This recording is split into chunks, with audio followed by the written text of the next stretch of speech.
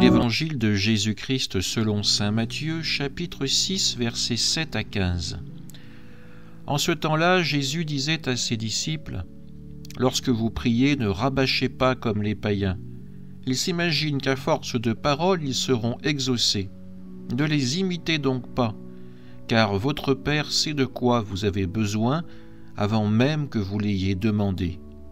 Vous donc, priez ainsi.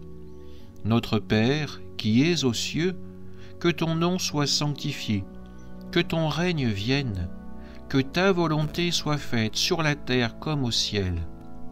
Donne-nous aujourd'hui notre pain de ce jour, remets-nous nos dettes, comme nous-mêmes nous remettons leurs dettes à nos débiteurs, et ne nous laisse pas entrer en tentation, mais délivre-nous du mal. Car si vous pardonnez aux hommes leurs fautes, votre Père céleste vous pardonnera aussi.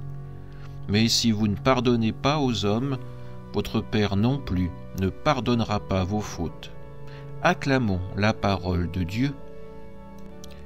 Dans l'Évangile que nous venons d'entendre, nous sommes invités par Jésus à une prière simple, une prière qui soit sincère et confiante.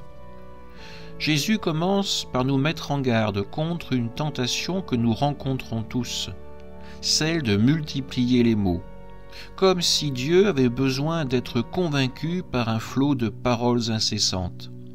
Les païens, nous dit-il, pensent qu'ils seront entendus à force d'insistance. Jésus, lui, nous révèle une vérité qui nous libère.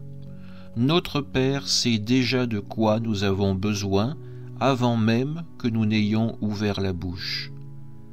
Cette pensée nous apporte une paix véritable. Prier ne devient donc pas informer Dieu de nos manques, mais la prière devient véritable relation avec lui. Apprendre à lui faire confiance comme des enfants qui se tournent vers leur Père. Jésus ensuite nous fait le cadeau du Notre Père, la prière parfaite qui contient tout ce que notre cœur peut désirer exprimer.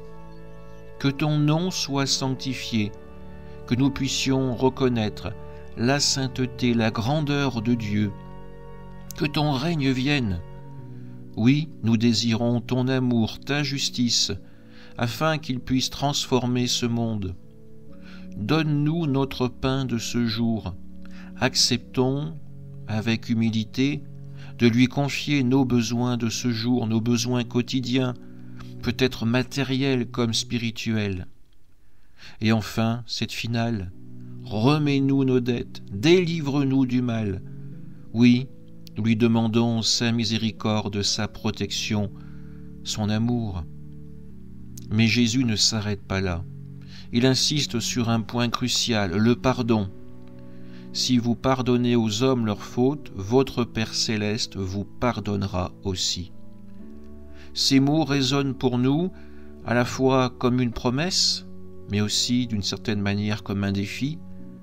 Dieu est prêt à nous pardonner sans mesure, mais il nous demande avant de faire l'effort d'ouvrir notre cœur aux autres de la même manière. Pardonner, nous le savons, ce n'est pas facile.